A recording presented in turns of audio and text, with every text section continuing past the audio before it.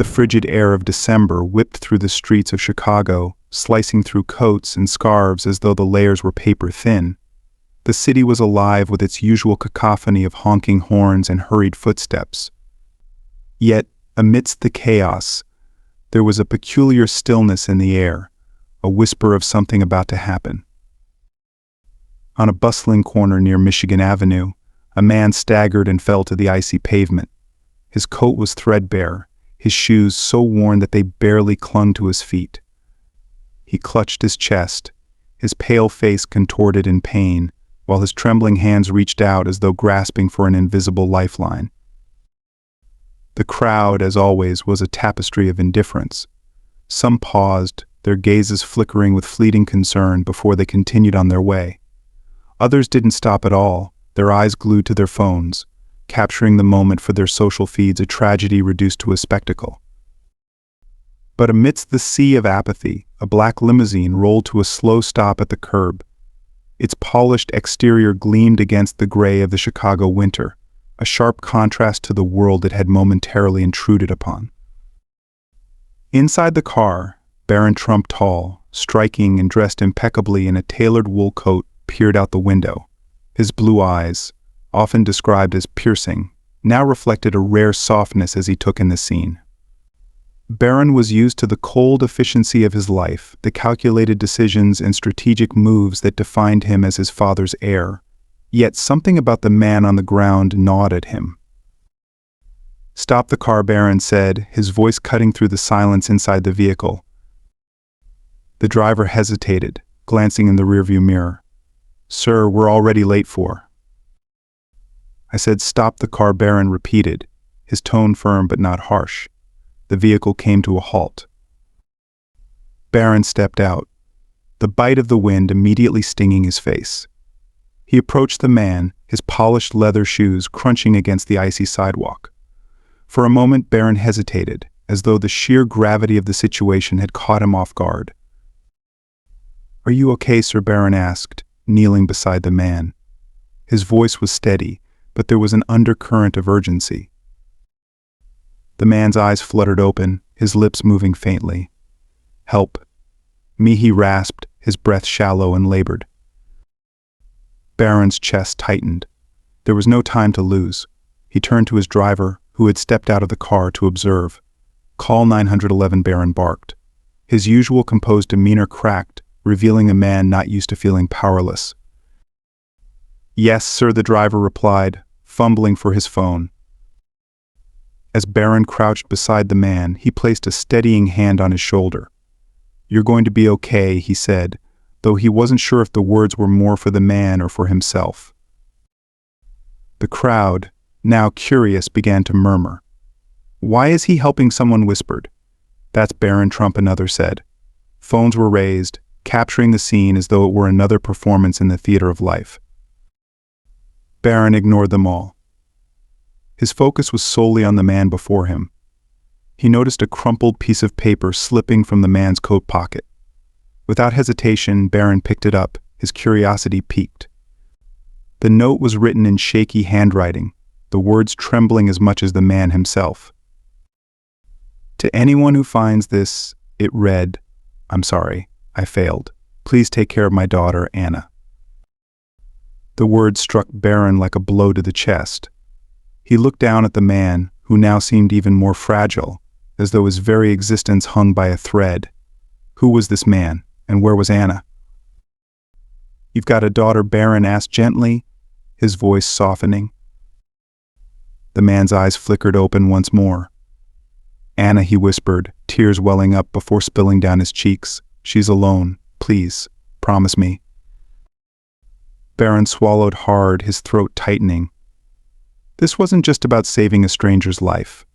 This was about a child, a family, a world on the brink of collapse. He nodded, his voice resolute. "I promise. I'll take care of her." The wail of sirens broke through the frozen air, and paramedics rushed to the scene. Barron stood back as they worked, his gaze never leaving the man. As they lifted him onto the stretcher, the man's cracked voice managed one final plea. "Don't leave her." Barron followed as the paramedics loaded the man into the ambulance. He leaned in close and whispered, "I'll find her. You have my word."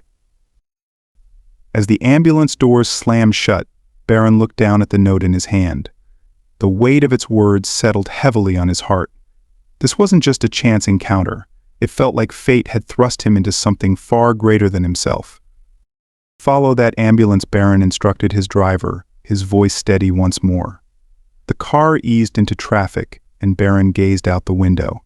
His thoughts swirled like the snowflakes falling against the city's skyline. For years, the world had painted Barron as a symbol of privilege, a man defined by his father's empire. But in that moment, none of it mattered. Wealth, power, status, they were meaningless in the face of a simple, human plea for help. As they approached the hospital, Barron's resolve solidified. He didn't know what awaited him, but he knew one thing for certain: he wasn't going to let this man's plea go unanswered. The hospital doors slid open, and the sharp smell of antiseptic stung Barron's senses. The warmth inside did little to ease the chill that had settled in his chest. He followed the stretcher down the hallway, his long strides keeping pace with the paramedics, who worked in seamless unison to stabilize the frail man. "Sir, you'll have to wait here," one of them said as they turned a corner into the emergency ward. The doors swung shut behind them, leaving Barron alone in a fluorescent-lit hallway. His breath fogged slightly in the crisp air, and for the first time in years he felt truly powerless. Barron sank into a chair in the waiting room, his hands resting on his knees. The crumpled note was still in his grip, the words etched into his mind, "Please take care of my daughter, Anna." He read the message again, as though looking for hidden meaning, something that would make this responsibility less immense. But the words remained the same: desperate, pleading, irrevocable. He leaned back and closed his eyes, trying to piece together what little he knew. Who was this man? And why had his life unraveled so catastrophically? The city outside offered no answers, just the distant hum of traffic and the occasional wail of another ambulance. Hours passed, each minute stretching longer than the last. Barron remained in the same chair, his polished shoes scuffing the linoleum floor as he shifted restlessly. He had no reason to stay, no connection to this man, except for a single note. But leaving felt unthinkable. Finally, the doors to the emergency ward opened, and a doctor stepped out, his expression measured but weary. "Mr. Trump?" the doctor asked, scanning the room. Barron stood, his tall frame nearly brushing the overhead light. "How is he?" "He's stable for now," the doctor replied. "But he's malnourished and severely exhausted. It's a miracle he made it this far." The doctor hesitated, then added, "Do you know him?" Barron shook his head. "Not really. I found him on the street." He held out the note. "But he has a daughter. Anna." He mentioned her. The doctor took the note, his brow furrowing as he read it. "He hasn't mentioned any family to us," he said. "It's possible he's been too weak to communicate fully. Do you have any idea where this Anna might be?" "No," Barron admitted, his voice tight. "But I'm going to find her." Barron left the hospital with a growing sense of purpose. The city lights blurred as he rode back to his apartment, his mind racing. He'd spent his life surrounded by opulence and convenience, never forced to confront the fragility of existence. But tonight everything felt different. He called his assistant, Olivia, as the car glided through the snow-dusted streets. "Olivia," he began, his voice steady despite the storm inside him, "I need you to find out everything you can about a man named Richard Smith. He's in critical condition at Mercy General. Start with public records, anything that can lead us to his family." There was a pause before Olivia replied, "Understood. I'll have something for you by morning." "Thank you," Barron said, hanging up. He stared out the window, the city's pulse reflected in the glass. Somewhere out there was a little girl named Anna, waiting for a father who might not come home. And for reasons he couldn't quite articulate, Barron felt compelled to make sure she wasn't waiting alone. The next day, Barron received a call from Olivia. Richard Smith has an address listed in a low-income housing complex on the south side, she informed him. No known relatives in the immediate area. Do you want me to send someone? No, Barron replied firmly. I'll go myself. It wasn't a decision he made lightly. The South Side wasn't a place he frequented, and he knew his presence would raise questions. But this wasn't about appearances. It was about a promise he had made to a dying man. The housing complex was as bleak as Barron had imagined: peeling paint, broken windows, and a sense of quiet despair that hung in the air like smoke. He climbed the creaking stairs to the fourth floor, his polished shoes a jarring contrast to the worn linoleum beneath him. When he reached Richard Smith's apartment, he hesitated. The door was slightly ajar, a sliver of darkness beckoning him inside. He knocked softly. A small voice answered from within, tentative and trembling. Who is it? Barron's heart clenched. My name is Barron, he said gently. I'm a friend of your dad's. May I come in? The door opened just enough for a small face to peek out. A girl no older than 6 stood there, clutching a stuffed rabbit with one ear torn. Her wide brown eyes were filled with equal parts fear and hope. You're Anna, Barron asked, crouching slightly to meet her gaze. She nodded, her lips quivering. Where's Daddy? Barron hesitated, choosing his words carefully. He's in the hospital, he said softly. But he's going to be okay. He asked me to check on you. Anna stepped back, allowing him inside. The apartment was cold and sparsely furnished, with only a threadbare couch and a small table cluttered with papers. The refrigerator hummed faintly in the corner, its contents likely as empty as the room. Barron took it all in, the weight of what he'd stepped into pressing down on him. This wasn't just about finding Anna, it was about saving her. Are you hungry? Barron asked, his voice breaking the silence. Anna hesitated, then nodded. But Daddy says we can't afford pizza. Barron smiled gently. Well, today's special. Let's get pizza. For the first time, a small smile crept across Anna's face. It was shy, hesitant, as though she didn't quite believe happiness could find her here. But it was enough to make Barron's chest tighten with emotion. They ate sitting on the floor, the pizza box spread between them. Anna giggled as Barron wiped a smudge of sauce from her cheek, her laughter filling the room with a warmth that had long been missing. For a moment, the stark reality of their situation melted away, replaced by something simpler, something pure. Do you like school? Barron asked, hoping to learn more about her. Anna nodded, her eyes lighting up. I like to draw. Daddy says I'm really good. I bet you are, Barron replied.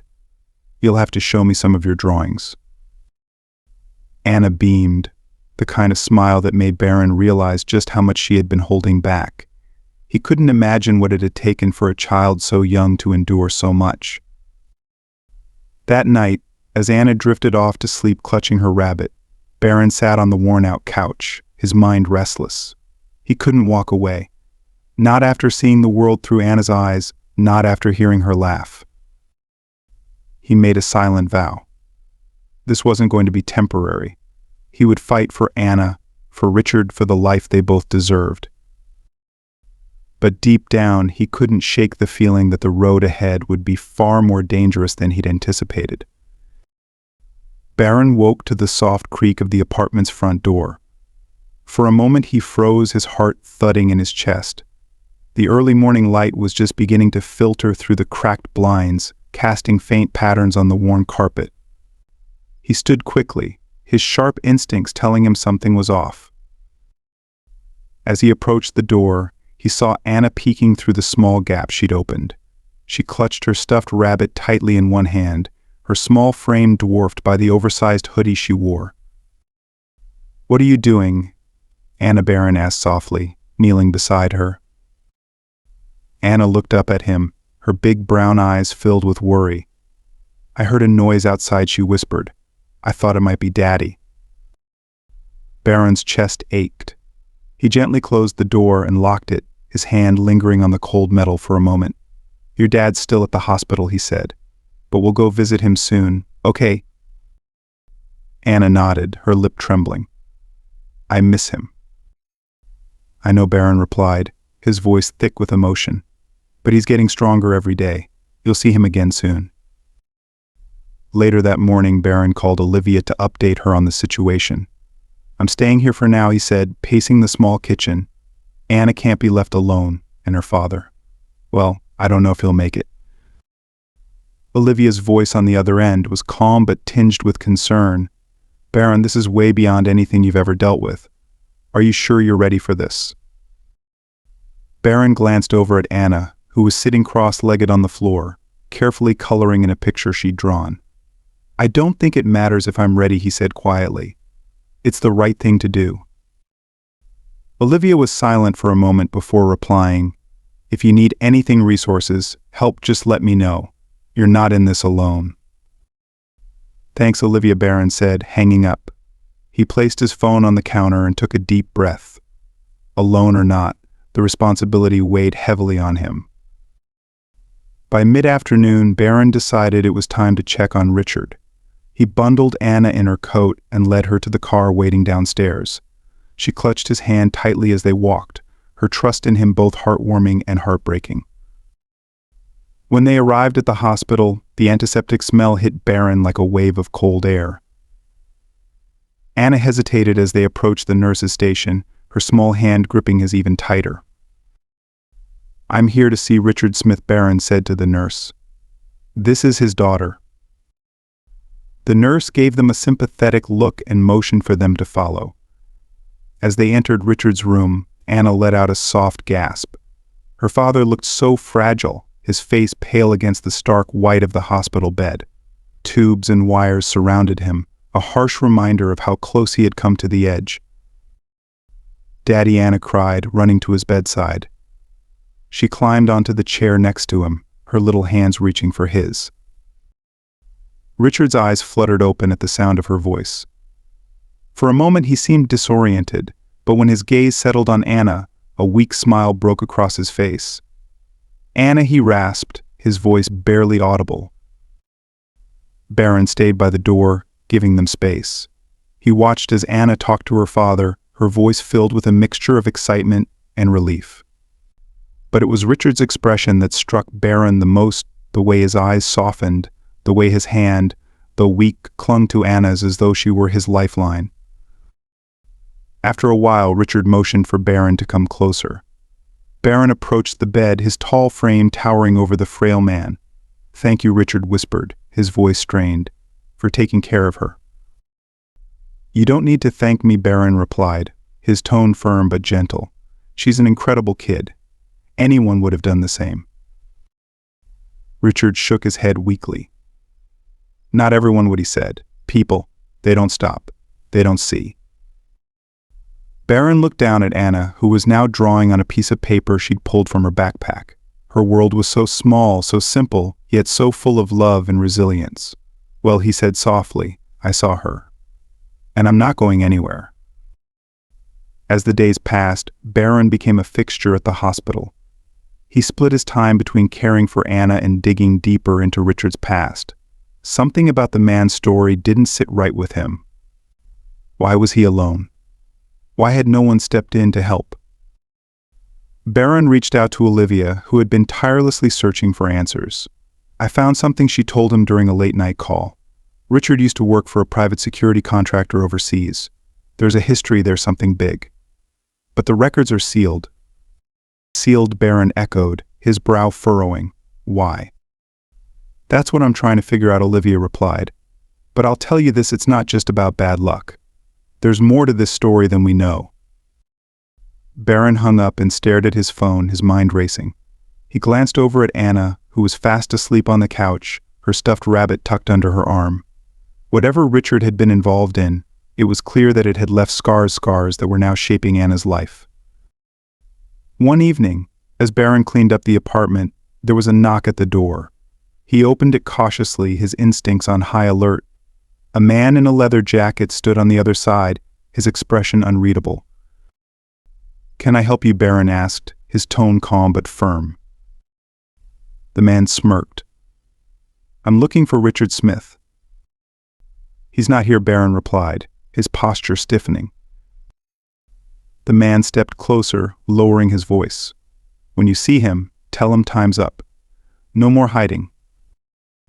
Barron's jaw tightened. "I don't know who you are," he said, his voice cold, "but you're not welcome here." The man chuckled darkly. "You're playing a dangerous game, kid. Don't get in over your head." As the man walked away, Barron closed the door and leaned against it, his heart racing.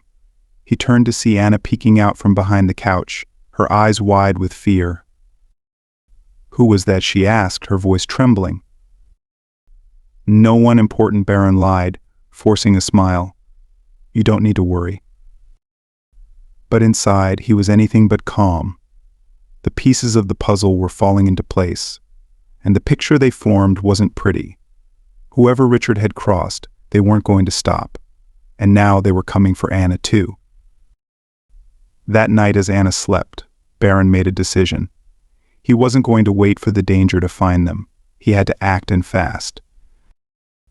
Barron Trump, a man born into privilege and power, found himself in an unfamiliar and deeply emotional battle.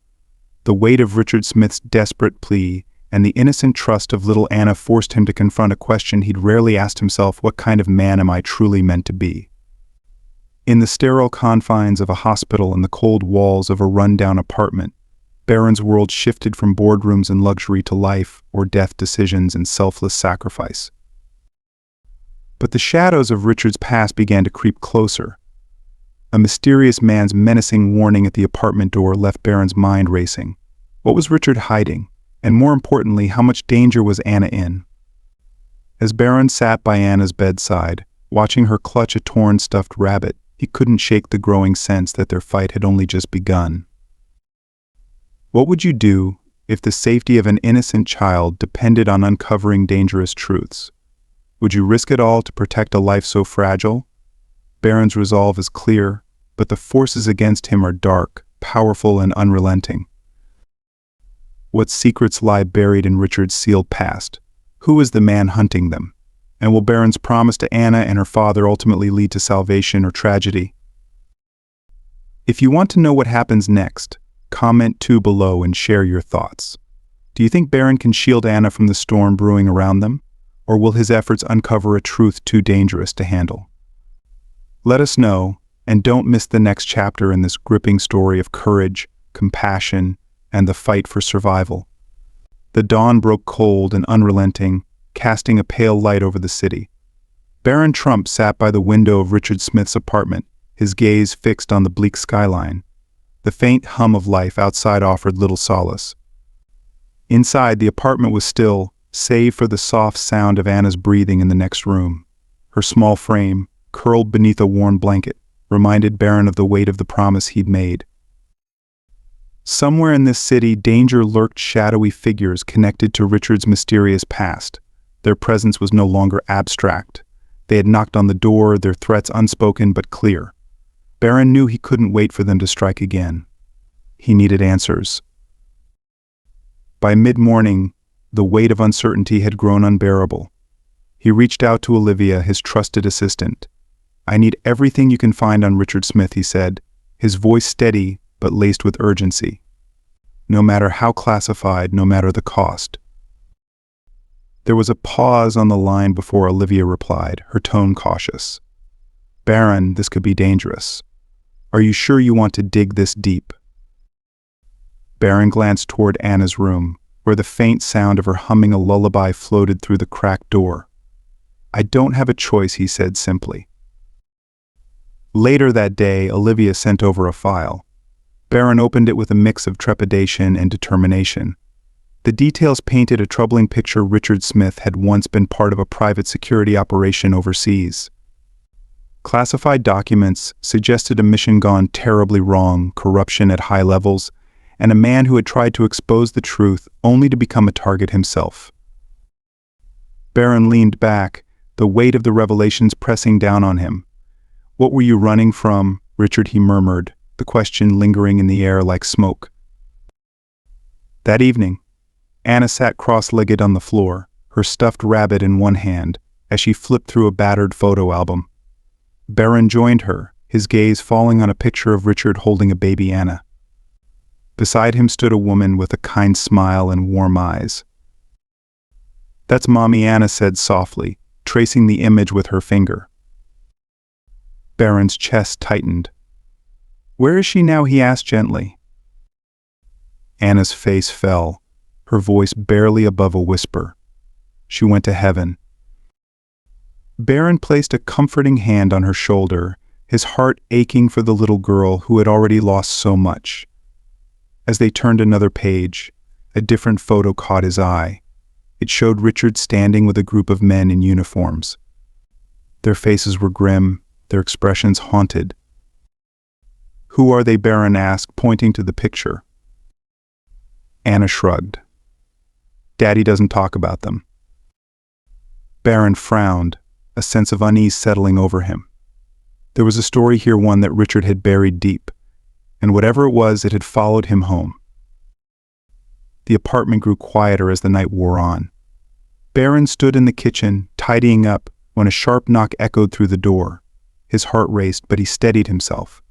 He opened the door cautiously, his frame blocking the entryway. The same man from before stood there, his leather jacket catching the dim hallway light.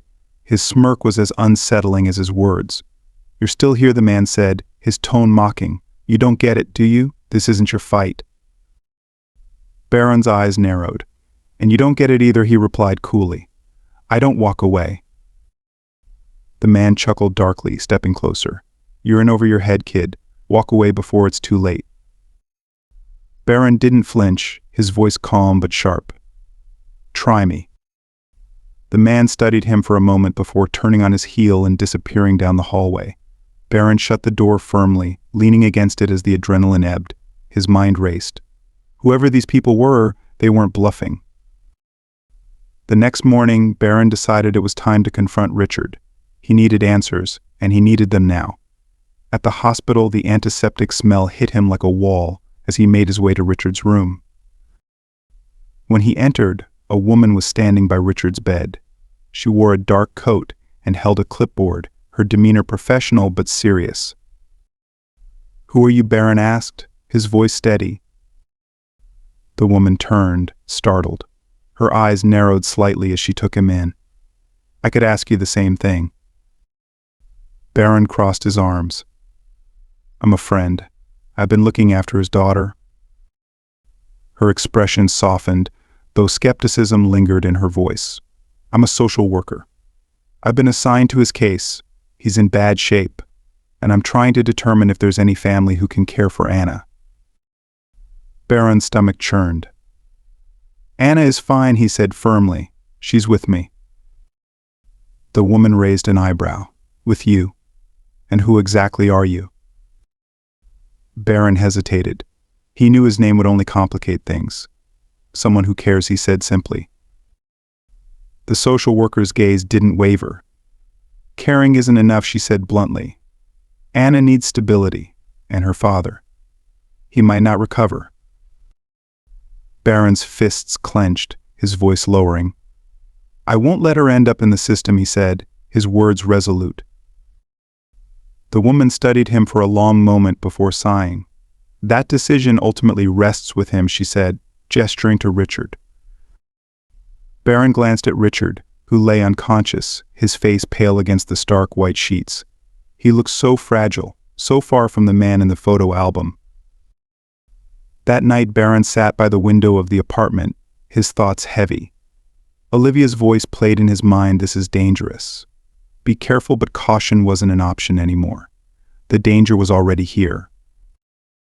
Anna's soft voice broke through his reverie. "Mr. Barron." He turned to see her standing in the doorway, her stuffed rabbit tucked under her arm. "What is it?" "Anna," he asked gently. "Are we going to be okay?" she asked, her voice trembling slightly.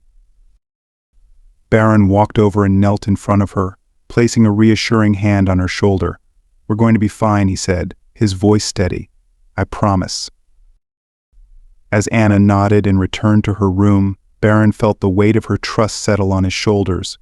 He didn't know what the next days would bring, but one thing was certain: he wouldn't let her down. The night air felt colder than usual as Barron sat by the dim glow of a single table lamp in Richard's apartment. Outside, the faint hum of traffic echoed through the streets, but inside it was silent except for Anna's soft breathing from her room. The apartment's stillness felt heavy, as if the walls themselves carried the weight of everything left unsaid.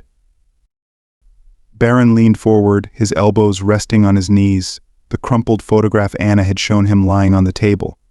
Richard's younger face stared back at him, surrounded by men whose grim expressions spoke volumes. Barron couldn't stop turning the puzzle pieces over in his mind: the sealed records, the stranger's threats, and the lingering question of why Richard had been left to fend for himself. The next morning, Barron woke to the sound of Anna rummaging through the kitchen. She stood on her tiptoes, trying to reach the cereal box on the highest shelf. Barron smiled faintly and stepped in to help, retrieving the box with ease. "Thanks, Mr. Barron," Anna said, her voice cheerful. Despite everything, her resilience never ceased to amaze him. As she poured herself a bowl, Barron sat down across from her. "Anna," he began carefully, "did your dad ever talk about his friends from that photo album?" Anna paused mid-bite, her brow furrowing. "Not really," she said after a moment. "He always got quiet when I asked." Barron nodded, his chest tightening. He didn't want to push her too hard, but he needed every thread of information he could gather. "Did anyone ever come by looking for him?" he asked gently. Anna's expression darkened, and she set down her spoon. Sometimes she whispered, "But they weren't nice. Daddy always told me to hide in the closet when they came." Barron's fists clenched under the table. The thought of Anna cowering in fear while her father faced threats alone made his stomach turn. "You don't have to worry about that anymore," he said firmly. "I'll keep you safe." Anna's eyes searched his face for a moment before she nodded, her trust in him unshakable. Later that day, Barron decided to visit the hospital again. He needed answers, and the only person who could provide them was Richard himself. As he entered the sterile room, he noticed a flicker of movement, Richard's eyes opening slowly. The man's face was pale, his body frail, but there was a spark of recognition when his gaze landed on Barron. "You," Richard rasped, his voice barely above a whisper. "You found Anna?" Barron nodded, stepping closer to the bed. "She's safe. She's staying with me." Richard's eyes glistened with tears, and he exhaled a shaky breath. "Thank you," he said, his voice thick with emotion. "I didn't know if anyone would help." Barron pulled up a chair and sat down, his tone steady but probing. "Richard, I need you to be honest with me. Who are these people coming after you? Why is Anna in danger?" Richard's face twisted with a mix of shame and fear. "They're not just coming after me," he admitted. "They're trying to silence what I know." Barron leaned in, his expression serious. "What do you know, Richard?" Richard hesitated, his eyes darting toward the door, as if expecting someone to burst in at any moment. Finally he spoke, his voice low and trembling. "I worked for a private contractor overseas, a security operation. We were hired to protect humanitarian missions, or at least that's what we thought. But it wasn't about protection, it was about covering up corruption, stealing from the people we were supposed to help." Barron's jaw tightened. "And you tried to expose it?" Richard nodded weakly. "I reported it to my superiors, but they were in on it.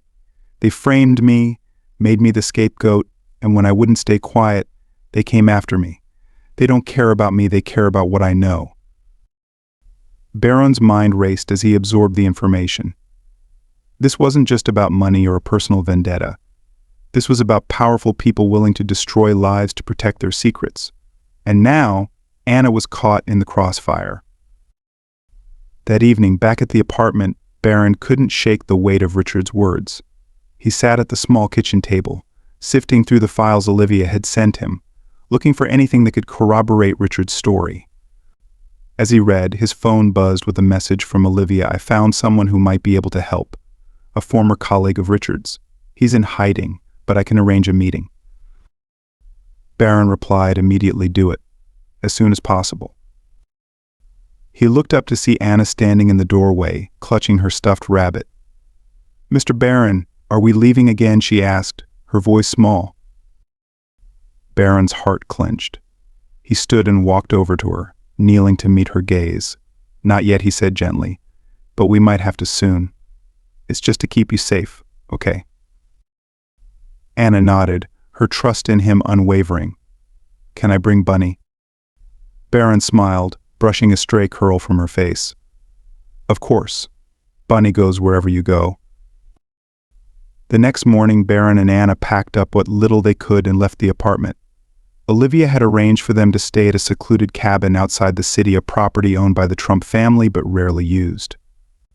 The drive was long, and Anna spent most of it staring out the window, her rabbit clutched tightly in her lap. When they arrived, the cabin was a stark contrast to the cramped apartment. It was warm and inviting, with a fireplace crackling softly in the corner. Anna's eyes widened as she looked around. This is all for us? She asked. For now, Barron replied with a soft smile. Until we figure things out. Anna wandered through the cabin, her small footsteps echoing in the quiet space. For the first time in days, Barron felt a glimmer of hope. Here, at least for a little while, Anna could be a child again. That night, as Anna slept soundly in her new bed, Barron sat by the fire, scrolling through more documents. The deeper he dug, the clearer the picture became. Richard had uncovered something massive, and the people trying to silence him would stop at nothing. Barron's phone buzzed, breaking his concentration. It was Olivia. The meeting is set, she said. But you need to be careful. This guy is paranoid, and for good reason. Barron nodded, his resolve firm. Send me the details. As he hung up, he glanced toward Anna's room. The responsibility he felt for her was overwhelming, but it was also what kept him moving forward. He couldn't let her down, not now, not ever. The next morning dawned quiet and cold at the cabin. Frost clung to the windows, and the stillness of the woods outside felt almost unnatural. Barron Trump stood by the fireplace, staring into the flickering flames, his thoughts weighed down by the enormity of what lay ahead. He had agreed to meet the man Olivia had tracked down, one of Richard Smith's former colleagues, someone who might hold the key to unraveling the dangerous web that had ensnared Richard and put Anna's life in jeopardy. Barron glanced toward the small bedroom where Anna was still sleeping, her stuffed rabbit tucked under her arm. She stirred slightly, a soft murmur escaping her lips. For a moment he allowed himself to simply watch her, to remember why he was fighting so hard. Anna deserved a childhood free of fear and uncertainty, a life her father had risked everything to protect. He turned back to the fire, his jaw tightening. I won't fail her. The drive to the meeting location was tense. Olivia had sent him an address, a nondescript diner on the outskirts of a nearby town. It was the kind of place where people came and went without asking too many questions, a perfect location for someone trying to stay under the radar. Barron parked his car in the far corner of the lot, his sharp eyes scanning the surroundings for anything suspicious before stepping inside. The diner was dimly lit, its booths lined with cracked vinyl seats. The smell of stale coffee hung in the air. Barron spotted the man immediately seated in the back, his face partially obscured by a baseball cap. His shoulders were hunched, and his hands rested on the table, one of them clenched tightly around a steaming mug. Barron approached cautiously, his footsteps echoing softly on the linoleum floor. You're the one who worked with Richard Smith, he said, his voice steady but low.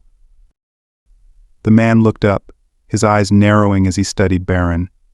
And you're the billionaire's son, he replied, his tone laced with suspicion. What are you doing here? Barron slid into the booth across from him. I'm here because Richard's life is in danger. His daughter's life is in danger. And I'm not walking away until I know how to stop it. The man snorted, shaking his head. You don't know what you're getting yourself into, kid. These people, they don't play games. Neither do I, Barron countered, his gaze unwavering. Now, tell me what you know. The man who introduced himself as Greg Tanner hesitated for a long moment before finally speaking. Richard and I were part of the same operation overseas, he began, his voice low. It was supposed to be a straightforward job protecting aid workers, keeping the peace. But it didn't take long for us to realize something wasn't right. Barron leaned forward, listening intently as Greg continued. The higher-ups were pocketing money meant for humanitarian efforts. Supplies were disappearing, locals were being threatened, and anyone who questioned it was silenced. Richard. He couldn't stand by and watch. He started documenting everything: names, dates, transactions. He was planning to go public. Greg's hands tightened around his mug, his knuckles white. But they found out. They framed him, made it look like he was the one stealing. When that didn't shut him up, they sent people after him. People like me. Barron's eyes narrowed. You were sent to silence him. Greg nodded grimly. I didn't know the full story back then. They just told me he was a traitor, that he was endangering our mission. But when I saw the evidence he'd gathered, I couldn't do it. I helped him escape instead. And now Barron asked, why are they still after him? Greg's expression darkened. Because Richard has something they can't afford to let see the light of day. A flash drive encrypted files with everything he uncovered. If those files get out, it could bring down some very powerful people. Barron's mind raced. Where is the drive now? Greg shook his head. I don't know. He wouldn't even tell me. All I know is that they'll keep coming until they get it or until he's dead. Back at the cabin, Barron replayed the conversation in his mind as he watched Anna draw quietly at the kitchen table. Her innocence was a stark contrast to the darkness swirling around them, and it only strengthened his resolve. If this flash drive held the key to ending the threat against Richard and Anna, then he had to find it. But first, he needed to ensure their safety. Anna, he said gently, sitting down across from her, do you remember your dad ever talking about something important he needed to keep safe? Anna looked up from her drawing, her brow furrowing in thought. Sometimes, she said, he had a little silver thing he always kept with him. He said it was really important. Barron's heart skipped a beat. Do you know where it is now? Anna hesitated, then nodded. He hid it in our apartment. In the closet, behind the boxes. Barron exhaled, relief mingling with urgency. We need to go back and get it. Returning to the apartment was a calculated risk, but one Barron knew they had to take. He and Anne arrived just as the sun began to set, the building's shadow stretching long across the street. Barron carried Anna in his arms as they climbed the stairs, his sharp eyes scanning the hallway for any signs of danger. The apartment was cold and silent, the faint smell of dust and disuse hanging in the air. Barron set Anna down and began searching the closet. As she'd said, the flash drive was hidden behind a stack of old boxes, its silver casing glinting faintly in the dim light. He turned it over in his hands, his mind racing. This tiny device held the power to expose everything Richard had fought against to end the nightmare that had haunted their lives. But it also painted a target on anyone who possessed it. Is that it? Anna asked softly, her wide eyes filled with curiosity. Barron nodded, slipping the drive into his pocket. Yeah, this is it. As they left the apartment, Barron's phone buzzed with a text from Olivia. You need to move fast. I've been hearing things, rumors that they know where you are. Barron's jaw tightened. He carried Anna back to the car, his heart pounding. The shadows around them felt heavier now, the quiet more oppressive. He couldn't shake the feeling that they were being watched. When they returned to the cabin, Barron immediately began backing up the files on the flash drive. The encrypted data was extensive: names, dates, transactions, and more. Olivia's contacts had provided him with the tools to decrypt it, but it would take time. As he worked, Anna sat nearby, coloring in her notebook. Mr. Barron, she said after a while, her voice hesitant. Are we going to be okay? Barron looked up, his gaze softening. We're going to be okay, he said firmly. I promise. But even as he spoke the words, he couldn't shake the nagging fear that the storm was far from over. That night as Anna slept, Barron stayed awake by the fire, his laptop glowing faintly in the darkness. The decrypted files were slowly coming into focus, and with every new piece of information, the magnitude of what Richard had uncovered became clearer. Barron leaned back in his chair, his mind racing. Exposing this would change everything, not just for Richard and Anna, but for him as well. The people Richard had crossed wouldn't go down without a fight. And now Barron was right in their crosshairs. As the wind howled outside, Barron couldn't shake the feeling that someone or something was closing in. The next morning, the forest surrounding the cabin was eerily silent, the frost-covered trees standing like sentinels against the pale winter sky. Barron Trump sat at the kitchen table, his laptop open before him, its screen glowing faintly in the dim light. The decrypted files were finally starting to make sense, revealing a trail of corruption that stretched far beyond anything he had imagined. Names of high-ranking officials, falsified contracts, embezzled funds, it was all there, damning evidence meticulously documented by Richard Smith. Barron rubbed his temples, the weight of the information pressing heavily on him. This wasn't just about saving Richard and Anna anymore.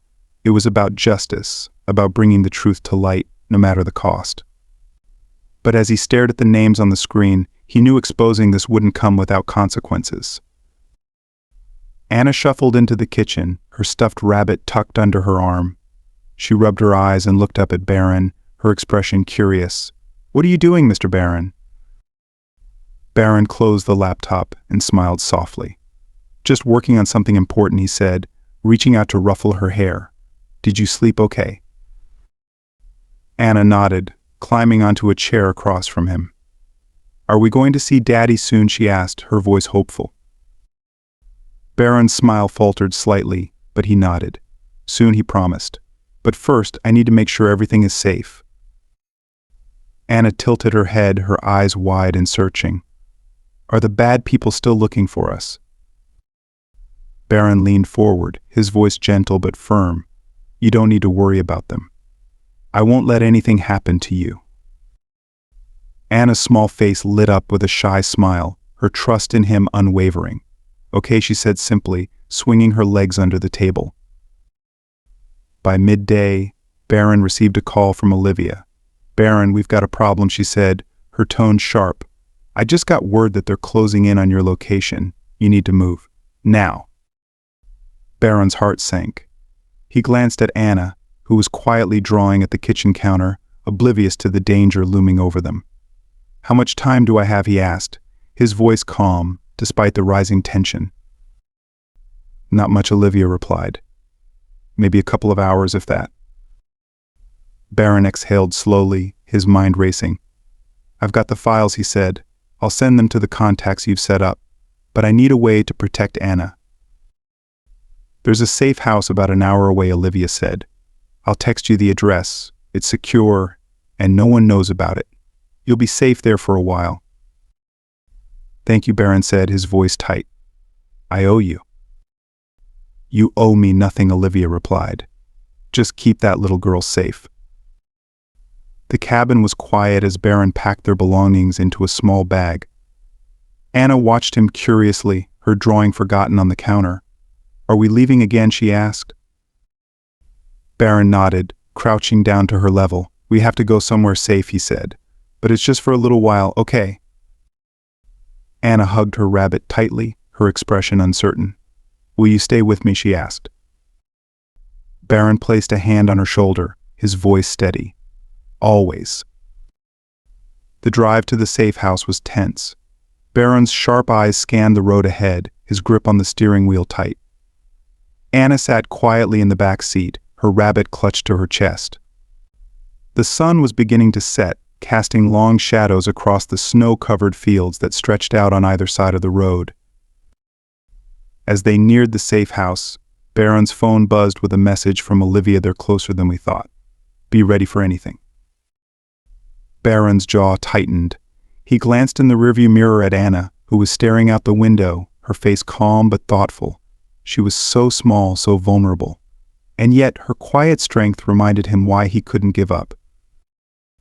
The safe house was a modest, single-story cabin nestled deep in the woods. Barron parked the car and carried Anna inside, his every sense on high alert. The cabin was sparsely furnished but warm, with a fireplace already prepared to light. Barron set Anna down on the couch and began securing the doors and windows. "Is this our new home?" Anna asked, her voice small but curious. "For now," Barron replied, forcing a smile. "Just until it's safe to go back." Anna nodded, her trust in him unshaken. She curled up on the couch, her rabbit tucked under her chin, and watched as Barron moved through the cabin with practiced efficiency.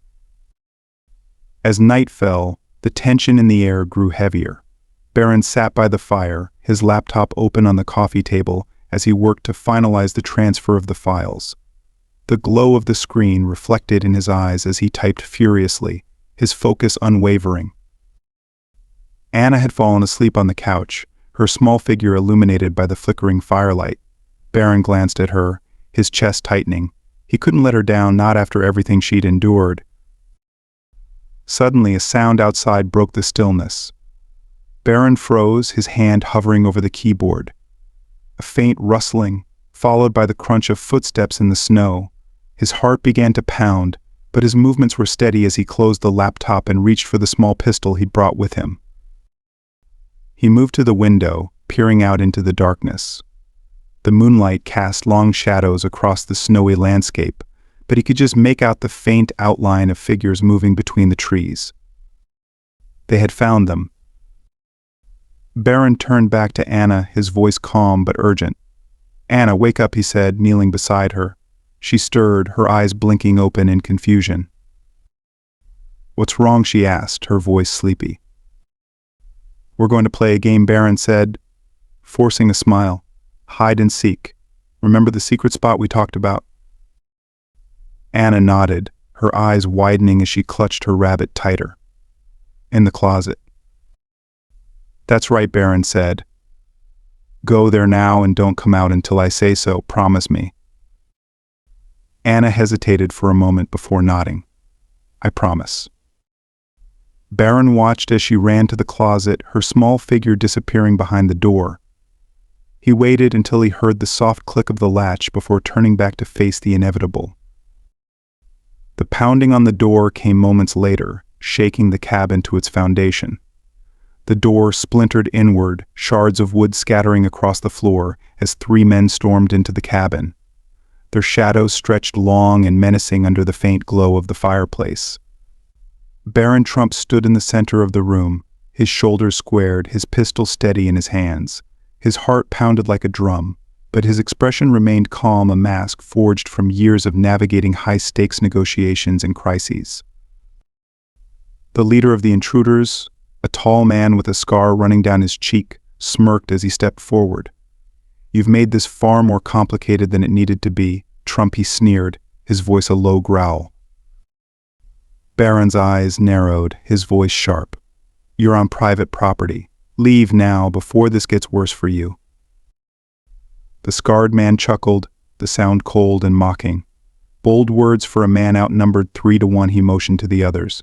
"Search the place. Find the girl." The pit in Barron's stomach deepened as one of the men moved toward the hallway where Anna was hiding. His voice boomed with authority. "You take one more step, and I will stop you." The man hesitated, glancing back at his leader, who nodded with a silent command to proceed. Barron took aim and fired a warning shot into the floor. The sound echoed through the cabin, freezing everyone in place. "Last warning," Barron said, his voice steady despite the adrenaline coursing through his veins. The scarred man raised his hands mockingly, a cruel smile tugging at his lips. "All right, Trump, let's talk. We know why you're here. You've got the files. Hand them over, and we'll forget we ever saw you." Barron's gaze didn't waver. "I don't have them." The man's smile faded, replaced by a cold, calculating glare. "Do you really think you can outlast us? We've taken down people a lot more powerful than you." Barron tightened his grip on the pistol, his mind racing. Stalling was his only option until he could find a way to turn the situation around. "I don't care who you've taken down. You're not leaving here with what you came for." In the closet, Anna crouched in the darkness, clutching her rabbit tightly to her chest. The sound of the gunshot had made her jump, but she stayed silent, just as Barron had told her.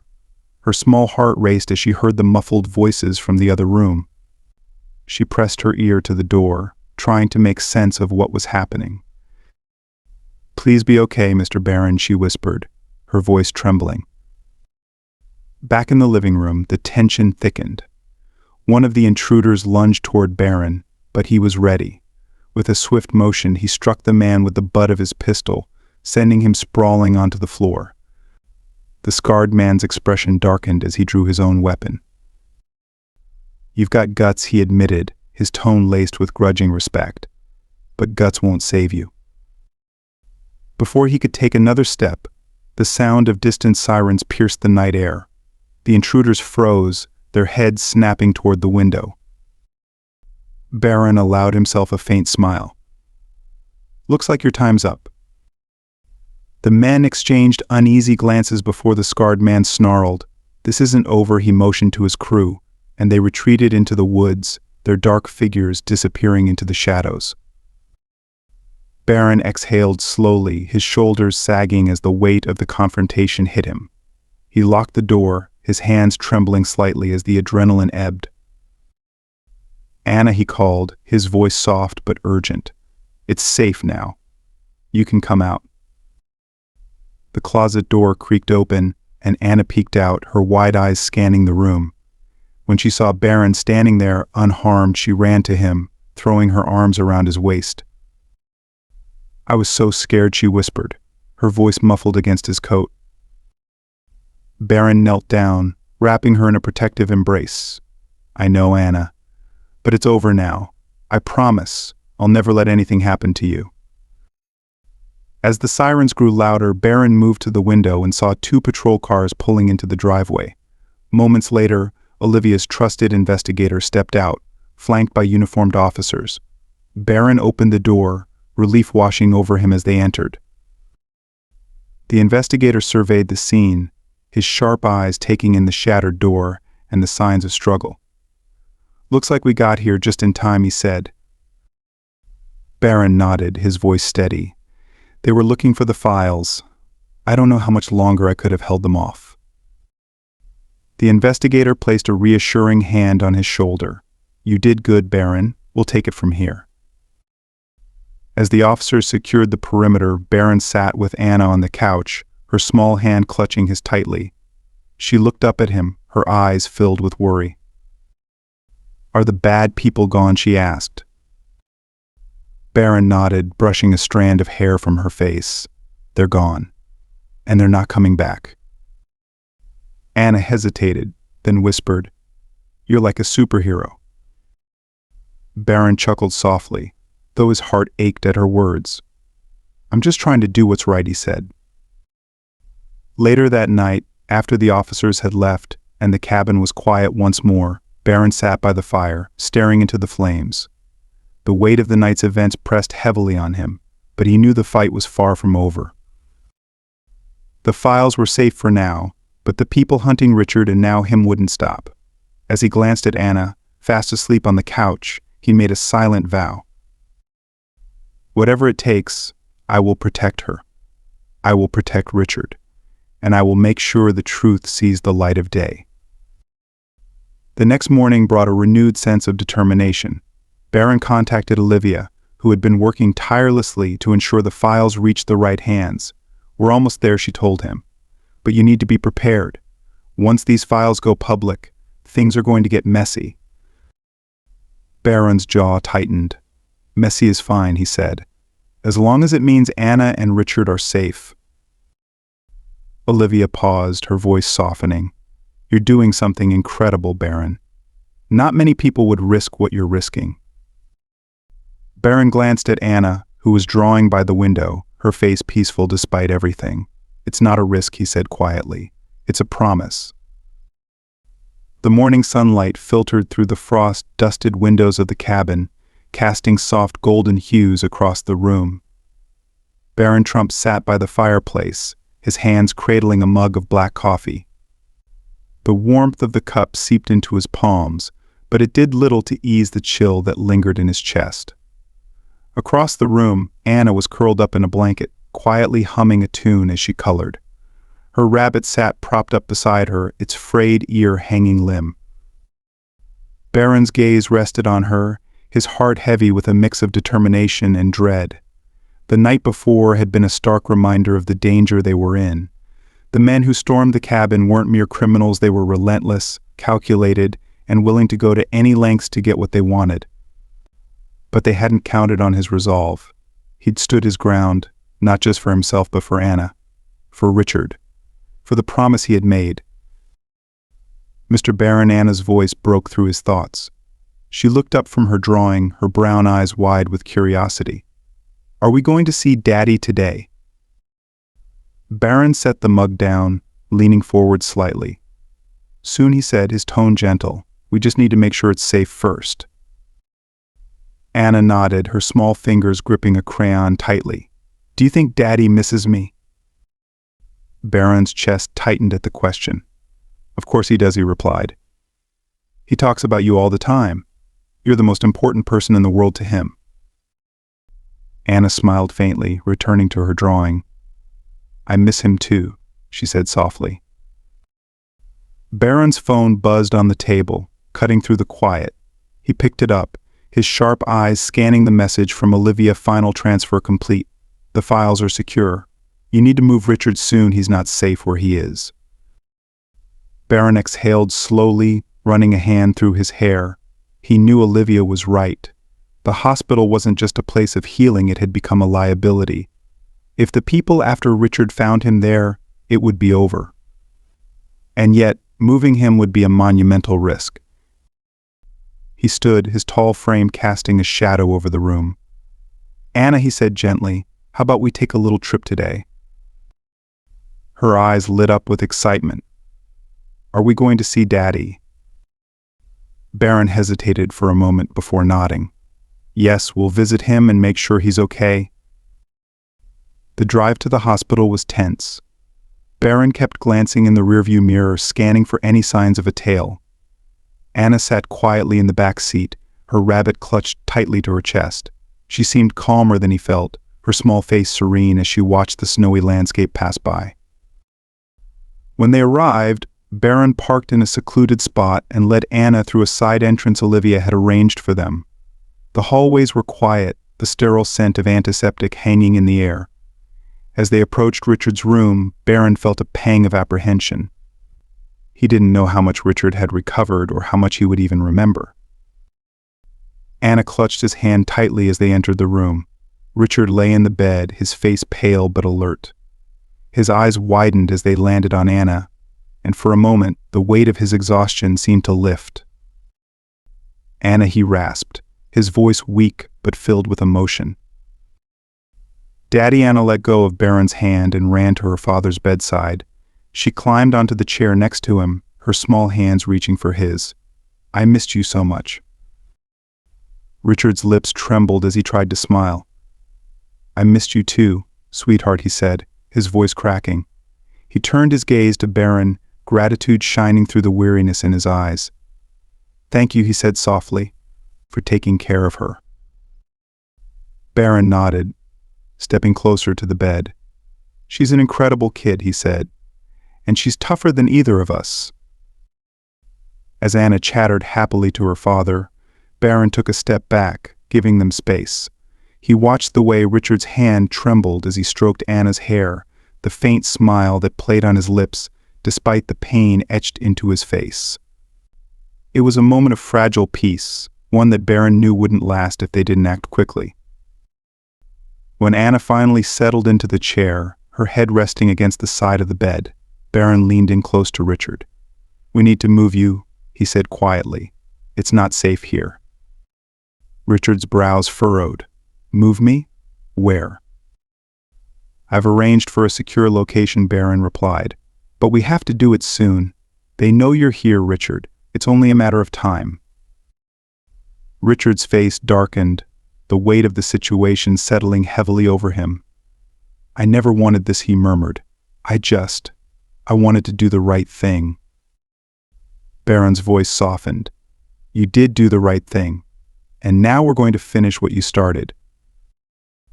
With the help of Olivia's team, they managed to secure a private transport vehicle to move Richard. The plan was meticulous, every detail accounted for. Barron carried Anna in his arms as they wheeled Richard out through a back exit, the cold winter air biting at their faces. Anna looked up at him, her eyes wide with concern. "Is Daddy going to be okay?" Barron tightened his hold on her, his voice steady. "He's going to be just fine," he assured her. "We're taking him somewhere safe." The journey to the new location was long and tense. Richard drifted in and out of consciousness in the back of the van, his breathing shallow but steady. Anna sat beside him, her small hand resting on his arm, as if her touch alone could keep him grounded.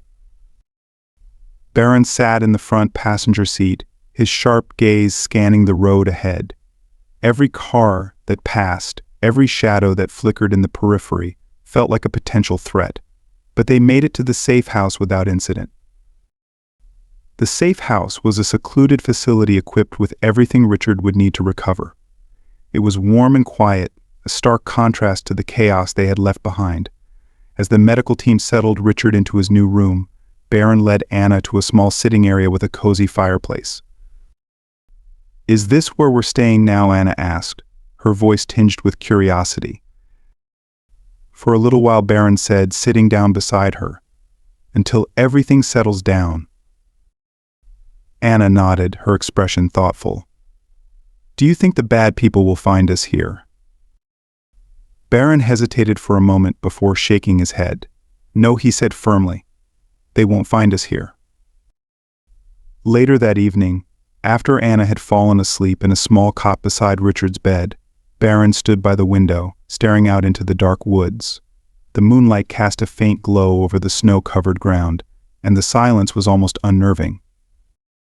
He thought about the files, now safely in the hands of trusted journalists.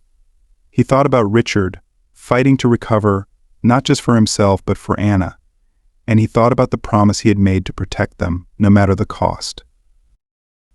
Barron's fists clenched at his sides. "This isn't over," he thought. "But I'm ready for whatever comes next." In a world where darkness and danger threaten to overshadow hope, Barron Trump's journey reminds us of the power of courage, compassion, and unwavering determination. From the cold streets of Chicago to a secluded cabin in the woods, Barron's commitment to protecting Anna and her father, Richard Smith, has pushed him to confront forces far greater than himself. Along the way, he's uncovered secrets that could topple powerful figures, all while ensuring that a little girl never loses her sense of safety and trust. But the story is far from over. As Barron races to shield Anna and Richard from those who will stop at nothing to silence them, we're left with burning questions what lies ahead for Barron as he faces even greater challenges. Will Richard recover in time to reclaim his role as Anna's protector? And how will the explosive truth hidden within the files change their lives and the world forever? Now, it's your turn to join the conversation. What do you think will happen next in this gripping tale? Share your thoughts and theories in the comments below. Your ideas could shape the future of this story. If this story has inspired or moved you, don't forget to hit the like button, subscribe to our channel for more captivating stories, and share this video with your friends and family. Let's spread the message of resilience, hope, and the power of doing what's right, no matter the odds. Your support means everything, and who knows, you might just inspire someone else to be a hero in their own way.